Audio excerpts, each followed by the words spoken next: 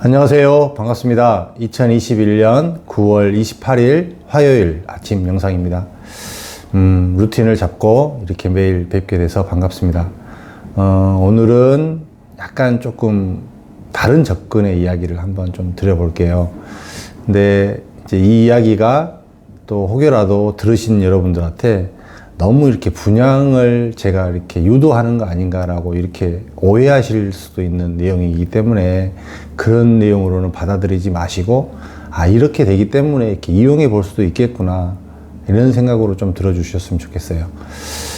이렇게 상승기에 있는 지식산업센터 분양 시장에서는 이렇게 분양 물건이 생각보다 조금 힘을 발휘할 수 있는 이런 시기가 됩니다. 여러분들이 익히 잘 알고 계시듯이 이렇게 분양을 받게 되면 이렇게 나중에 분양하는 물건들이 계속적으로 분양가가 올라가고, 그래서 처음에 분양을 받았던 것들이 상대적으로 저평가가 되면서 이렇게 프리미엄이 붙고 전매가 되고, 이런 현상들이 실제로 많이 일어나고 있는 시장의 상황이잖아요. 이런 거하고 유추해 봤을 때 분양 물건이 그거 말고도 조금 메리트 있는 부분이 하나가 더 있습니다. 이 부분은 최근에 이렇게 시행을 하는 과정에 있어서 이런 시스템적인 이런 부분들 때문에 나타날 수 있는 수분양자가 누릴 수 있는 혜택이 하나가 있습니다. 그게 뭐냐면, 최근에는 거의 대부분 계약금 10%를 내잖아요. 계약금 10%를 내고 기본적으로 중도금이 50%, 60% 정도 됩니다. 그러면 실질적으로 건물이 다 들어가기 전까지 내 신용을 제공해서 내가 내는 금액은 실질적으로 한 60%, 70% 가까이 된다고 봐야 됩니다. 근데 계약금 중에는 그 부가세가 포함이 되어 있습니다. 보통 부가세는 전체 분양 금액의 한 6%에서 7% 정도를 차지합니다. 그러면 계약금 10%를 냈을 때는 뭐 한 0.6%에서 0.7% 정도 되잖아요. 근데 이게 중도금이 만약에 50%라고 치고 계약금 10%하고 중도금 50%, 전체 60%가 들었다고 쳐요. 60%가 들어갔다고 하고, 뭐 중도금이 계약 그 안에 이제 부가세가 한 0.6% 정도 됐다고 치면 66에 36, 한 3.6%에서 한 4% 가까이 되는 거잖아요. 한 4%. 이 부분을 왜 이야기를 드리냐면, 계약금 10%를 내게 되면 원래적으로는 내가 그 계약금 10% 안에 부가세를 내가 돈을 내야 됩니다. 그쵸? 내가 돈을 내고 난 다음에 부가세를 0.6%를 환급을 먼저 받죠. 근데 중도금 때는 어떻게 되나요? 이제 최근에는 원래적으로는 지식산업센터든 분양 물건이든 모든 물건들에 대해서 은행에서 이 부가세를 대출을 해주는 개념이 거의 없었습니다. 대부분 실질적으로 부가세를 뺀 나머지 공급 금액만 대출을 해주고, 부가세는 수분양자가 돈을 내야 됐습니다. 그러면 맨 처음에 계약금 10%를 내고 부가세 환급받았던 그 10%를 가지고 중도금 때 내고 또 환급받고, 내고 환급받고, 내고 환급받고, 이런 형태로 갔던 게 원래적인 모습이었거든요. 근데 이 부분이 이제 시행사에서도 이제 부가세를 안 낸 사람들도 있고, 이걸로 인해서 이제 회계가 조금씩 문제가 생길 수도 있고, 이렇게 되기 때문에 사전에 약정을 하면서 중도금 대출에 부가세까지 포함해서 중도금을 대출을 해주게 됩니다. 그럼 봐보세요. 어떤 현상이 생기냐면, 그러니까 원래적으로는 0.6%에 대한 돈을 내가 냈어야 되는데 그 돈을 계속적으로 대출을 먼저 해줘 버리는 개념인 거죠. 그러면 내 자금이 들어가는 개념에서 보자는 개념이에요. 그러니까 대출을 해줬기 때문에, 대출을 해줘서 나는 돈을 내지도 않았는데 이 부가세를, 중도금을 제때 들어갈 때마다 부가세를 계속 환급받는 거예요.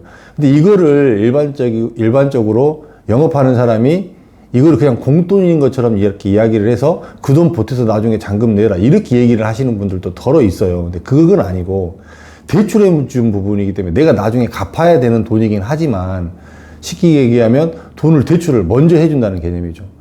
내 자금이 들어가는 개념에서 봤을 때는 내 자금을 조금 들어가게 먼저 덜 들어가게 만들어주는 이런 구조가 되잖아요. 이해되세요? 그러니까 중도금이 만약에 60%가 들어갔어요. 그래서 만약에 부가세를 4% 부분을 입주하기 전까지 내가 환급을 먼저 받았다고 치면 실제 내가 계약금을 10% 낸 상태에서 4%를 환급받았으니까 내가 입주 때까지 들어간 돈이 분양 물건인 경우에는 얼마인가요? 6% 들어가는 거죠. 6%.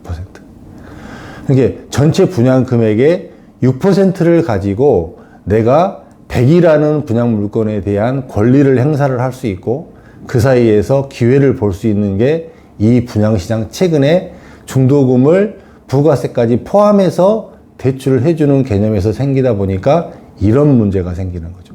이런 상황이 생기는 거죠.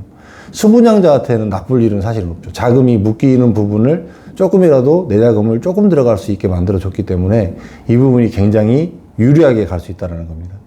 근데 만약에 조금 좋은 입지에 지식산업센터를 샀어요. 그랬는데 거기가 뭐 프리미엄이 훨씬 더 많이 붙고 그렇게 됐을 때 레버리지 효과로서는 정말로 탁월하게 많이 갈 수 있다는 개념입니다. 근데 이거는 다 그렇게 되는 건 아니고 늘 제가 이렇게 이야기를 했듯이 선택을 잘해야 되는 거고 무작정적으로 모든 현장을 다 선택했을 때 다 그렇게 가지는 않는다라는 개념이에요. 무슨 얘기인지 이해되시죠? 그러니까 내 자금을 조금 소액의 자금을 굴려서 어떻게 투자를 해보려고 봤을 때는 분양 물건으로 접근하는 게 일반 매매나 이렇게 갔을 때보다 훨씬 자금적인 운용이나 기회를 볼 수 있는 부분에서는 더 유리하다. 그 다음에 또 최근에 중도금을 그 부가세까지 포함을 해서 다 같이 대출을 해주기 때문에 이 부분이 훨씬 수부장자한테는 유리하게 작용한다. 이거를 분양받는 사람 입장에서 투자하는 사람 입장에서는 10분 활용할 수도 있다. 활용하면 더 많은 이득을 볼 수 있다. 이 정도로 좀 정리를 해보고 싶어요. 이제 요 이야기가 사실은 이제 저는 알고 있었는데 일반 사람들은 어떻게 이제 알고 있었을지 어쩔지는 잘 모르겠지만 이제 결론적으로 봤을 때는 대출이기 때문에 나중에 상환은 해야 됩니다. 그 돈을 또 홀라당 다 받아갖고 다 써버리면 나중에 또 돈을 메꿔내야 되는 이런 상황이 생길 수 있거든요. 그러니까 이제 공짜 돈은 아니지만 실질적으로 내 자금이 원래적으로는 10이 묶여 있어야 되는데 6만 묶여 있는 이런 효과를 볼 수 있다. 이런 정도로 좀 정리를 해보고 싶어요.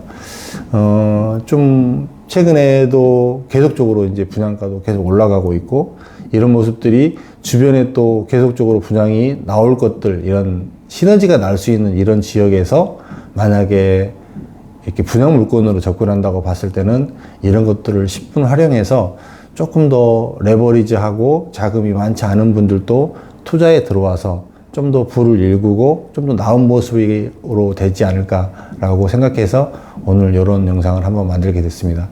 뭐 꼭 분양을 받아라, 분양이 무조건 좋다라는 이런 개념은 아니고요. 아까 전자에 말씀을 드렸듯이 이런 식으로 접근할 수 있으니까 이런 것도 활용해 볼 수 있다라는 것도 착안해 하시면 여러분들이 부동산을 뭐 매매로 보든 분양으로 보든 전매로 보든 이런 부분에 있어서 훨씬 탄력적인 생각을 갖지 않을까라고 생각해서 이야기 드렸습니다. 오늘 하루도 행복한 날 되시고요. 저도 이게 루틴을 잡고 매일 이렇게 일찍 나와서 이렇게 여러분들 만나니까 되게 반갑고 좋습니다.